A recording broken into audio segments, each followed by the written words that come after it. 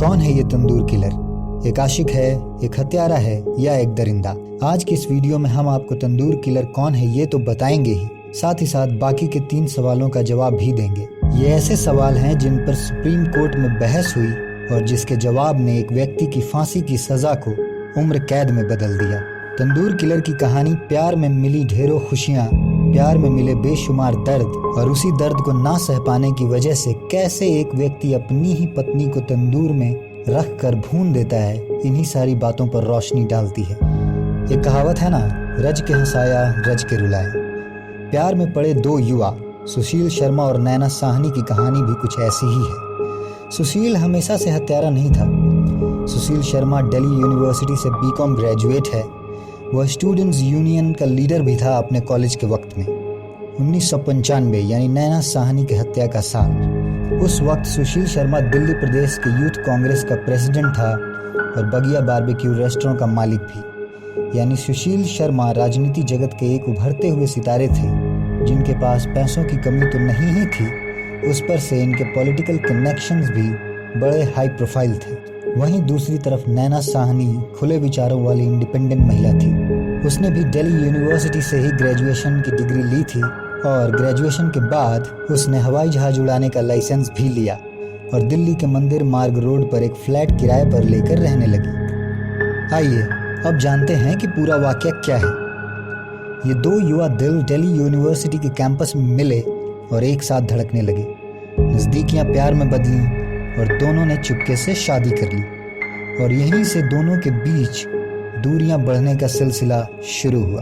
दोनों के बीच जो मतभेद थे उसका कारण स्वयं उन दोनों की शादी ही थी। नैना चाहती थी कि शादी करने की बात को अब और नहीं छुपाया जाए, लेकिन सुशील अभी भी इस बात पर पर्दा डाले रहना चाहता था। इस पर पहले तो दोनों के बीच कहासुनी होती रही, लेकिन धीरे धीरे बात हाथापाई तक पहुंच गई। बात यहाँ तक बढ़ गई कि नैना ने ऑस्ट्रेलिया जाने का मन बना लिया और इस सब में उसकी मदद कर रहा था उसका पुराना क्लासमेट और उसके कांग्रेस का सह कार्यकर्ता मतलूब। नैना छुप छुप कर मतलूब से ऑस्ट्रेलिया जाने के बारे में बातें करने लगी और मिलने लगी। नैना की इन हरकतों से सुशील को नैना पर शक हो गया कि कहीं नैना का कोई अफेयर तो नहीं चल रहा है। वो जब कभी बाहर से आता तो घर के लैंडलाइन का रीडायल बटन दबाकर जरूर देखता था। ऐसी ही एक रात थी 25 जुलाई 1995 की। रात के 11 बजे का वक्त था। नैना घर के फोन से किसी से बात कर रही थी। तभी सुशील अपार्टमेंट में आ गया। सुशील को आया देखकर नैना ने झट से फोन काटा और घर का काम करने चली गई। सुशील को शक हुआ और उसने तुरंत फोन का रीडायल बटन दबा दिया। दूसरी तरफ से एक पुरुष की आवाज आई। वो आवाज नैना के ही क्लासमेट मतलूब की थी। सुशील का शक यकीन में बदल गया और गुस्से से आग बबूला होने के कारण उसने अपना आपा खो दिया। गुस्से में आकर उसने तुरंत ही अपनी पिस्तौल निकाली और नैना को गोली मार दी। नैना वहीं मर गई। दोस्तों, आपको लग रहा होगा कि नैना मर गई और तंदूर तो अभी तक बीच में आया ही नहीं। दोस्तों, कहानी यहाँ ख़त्म नहीं होती। सुशील की कहानी यहीं से शुरू होती है। सुशील ने नैना को गोली तो मार दी, पर जब तक उसे होश आया अब उसकी सबसे बड़ी परेशानी थी नैना की लाश। उसकी लाश को ठिकाने कैसे लगाया जाए। सुशील ने नैना की लाश को पहले पॉलीथीन में लपेटा, फिर एक चादर में। उसने लाश को उठाने की बहुत कोशिश की पर उठा न सका। तब लाश को घसीटते हुए अपनी कार के पास ले गया ताकि लाश को यमुना में फेंक सके। लाश को फेंकते देख लिए जाने के डर से उसने बीच रास्ते में अपना मन बदला और अपने होटल अशोक यात्री निवास पर चला गया, जहां उसका रेस्टोरेंट था बगिया बारबेक्यू। जहां रेस्टोरेंट के मैनेजर और अपने वफादार केशव कुमार के साथ मिलकर उसने लाश के कई टुकड़े किए और फिर तंदूर में जलने के लिए झोंक दिया। लाश से निकलने वाली आग की लपटों और धुएं ने पास ही खड़ी एक महिला का ध्यान खींचा तो वो ये नज़ारा देखते ही चीख पड़ी। उसकी चीख ने उस वक्त पेट्रोलिंग कर रहे कनॉट प्लेस के हेड कांस्टेबल और होम गार्ड के एक जवान का ध्यान खींचा और वे दौड़ते हुए उसके पास पहुंचे। महिला ने लपटों की ओर इशारा किया तो वे होटल की ओर लपके। होटल के गेट पर ही सुशील खड़ा था। आग और धुएं के बारे में पूछने पर उसने ये कहकर दोनों को वहां से भगा दिया कि वे कांग्रेस पार्टी के पुराने बैनर और पोस्टर जला रहा है। लेकिन इन दोनों को सुशील की बात पर यकीन नहीं हुआ। हेड कांस्टेबल ने गलती से अपना वायरलेस पीएस में ही छोड़ दिया था।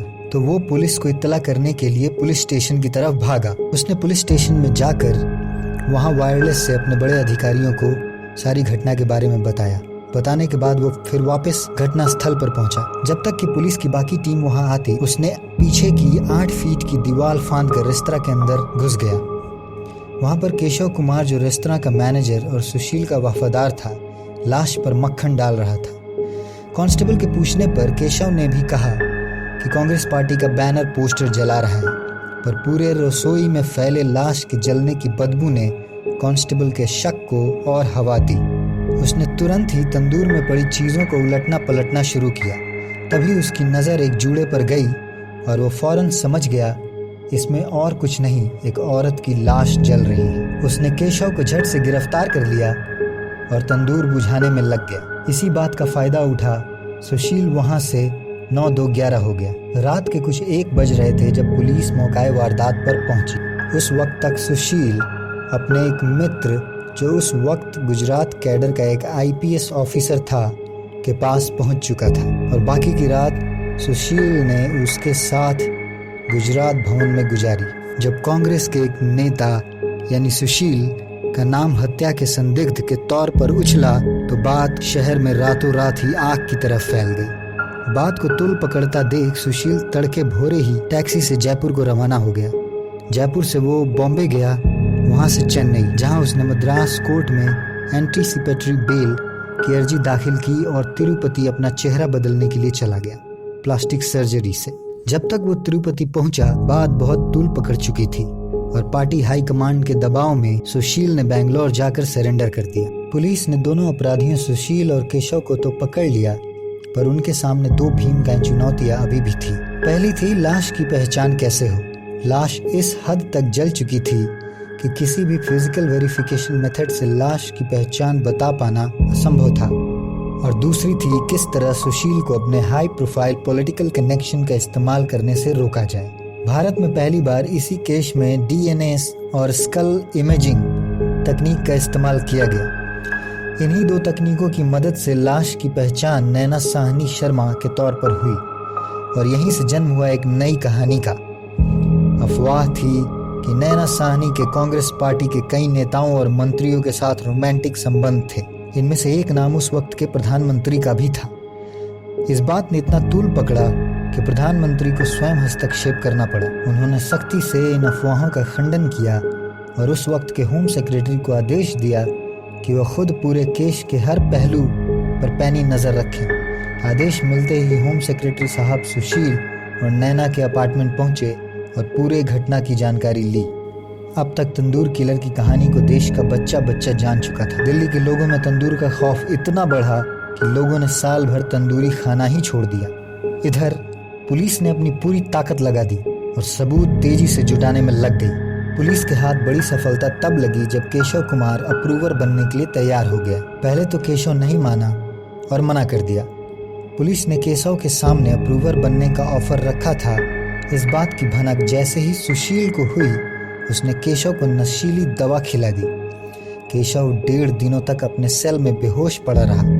होश आने पर उसने घटना की सारी जानकारी जेलर को दी और अप्रूवर बन गया। पुलिस ने तुरंत ही उसका बयान लेकर निचली अदालत में चार्जशीट फाइल कर दी। निचली अदालत ने केशव को ताउम्र कैद बामुशक्कत की सजा सुनाई और सुशील को फांसी की। निचली अदालत के इस फैसले को हाई कोर्ट ने भी बरकरार रखा, पर 8 अक्टूबर 2013 को 3 जजों वाली सुप्रीम कोर्ट की बेंच ने, जिसमें एक जज खुद चीफ जस्टिस ऑफ इंडिया भी थे, ने सुशील की फांसी की सजा को ताउम्र कैद में बदल दिया। सुप्रीम कोर्ट ने फैसले बदलने की वजह देते हुए कहा था कि इस केस में क्रूरता को एकमात्र मुद्दा नहीं बनाया जा सकता। ये भी ध्यान में रखा जाना चाहिए कि सुशील अपनी पत्नी नैना से बेहद प्यार करता था। हत्या के वक्त वो बेहद गुस्से में था और अपना आपा खो चुका था, और उसके बाद उसने जो कुछ भी किया वो एक डरे हुए व्यक्ति का कृत्य था जो जेल नहीं जाना चाहता था। एससी ने आगे ये भी कहा कि सुशील का कोई पास्ट क्रिमिनल रिकॉर्ड भी नहीं है और न ही इस केस में ऐसा कुछ है जो इस ओर इशारा करे कि सुशील का जीवित रहना समाज के लिए कोई खतरा है। सुप्रीम कोर्ट ने स्पष्ट शब्दों में ये कहा कि सुशील ताउम्र जेल में रहेगा।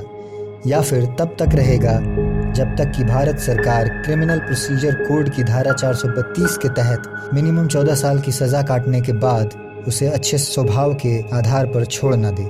और ऐसा ही हुआ भी। ताउम्र कैद की सजा काट रहे सुशील शर्मा को मात्र 23 साल की कैद के बाद दिसंबर 2018 में छोड़ दिया गया। सुशील जब तक जेल में रहे एक आदर्श कैदी की तरह रहे। उसने जेल में ही विपश्यना करना शुरू किया जिससे वो अपने को बेहतर बना सके।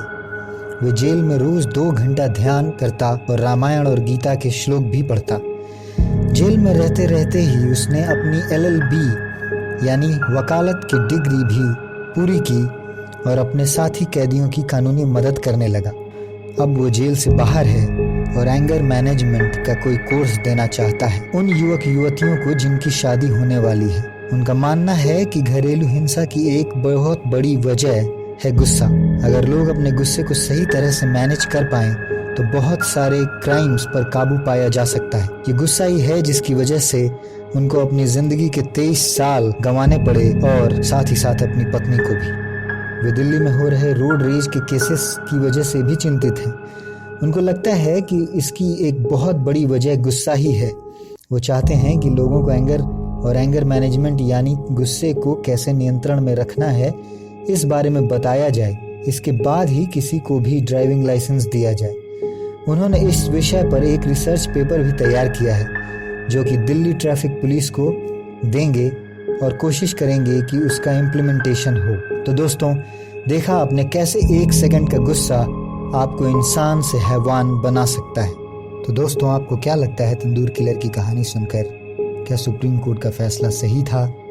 क्या तंदूर किलर ने सही किया अपनी पत्नी को मारकर? कमेंट बॉक्स में लिखें और हमें जरूर बताएं। To watch the latest videos, subscribe the channel and hit the bell icon to get the notification.